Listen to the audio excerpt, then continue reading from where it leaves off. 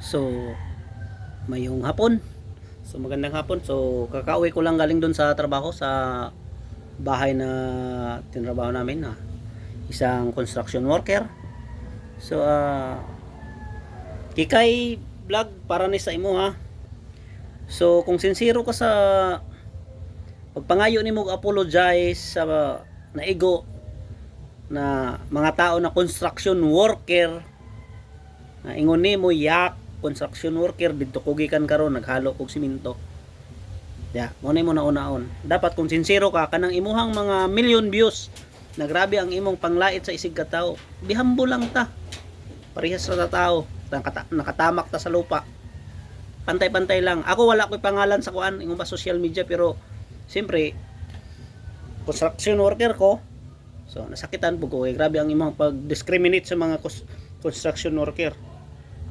Magunsa na lang tong engineer bilong man sa construction worker, mga civil engineer.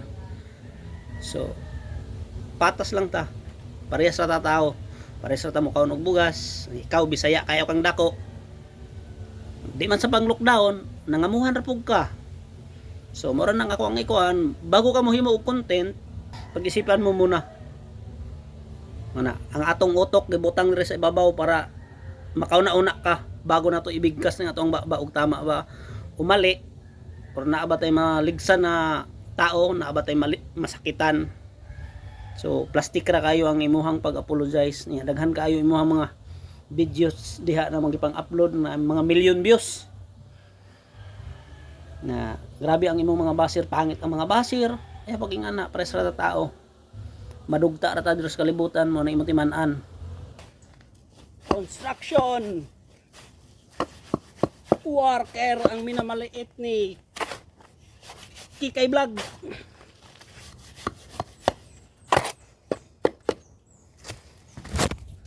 Huy! Shout out kay Kikay Vlog. So ito po yung trabaho ng construction worker na minamaliit mo. Naghalo ng simento. So bago ka magawa ng content, pag-isip-isip ka muna kung may nasagasaan kang mga tao, mga construction worker. Ayan so yung kanang wala tay masakitan nga tao kay lisuday na nga na karon nag-apologize ka, plastic pagid kaayo. Manay trabaho sa construction worker ang hakot yan. So wala kang mapagsilungan kung wala kaming mga construction worker. Tandaan mo yan, Kikay Vlog. Ito po yung naging part-time job ko, vendor sideline sa pagiging construction worker. Tapos tandaan mo bago ka gumawa ng content, yung wala kang masasaktan na tao o mga construction worker kasi nilo-lockdown mo. Tandaan mo, wala kang gawa ng mga construction worker. So mag-isip-isip ka, wala kang mapasilungan, wala kang matulugan kung wala kami mga construction worker. So mag-isip-isip ka bago ka magawa ng content. Yun lang. Tapos napaka-plastic yung pag-apologize mo. Ayan joke lang yun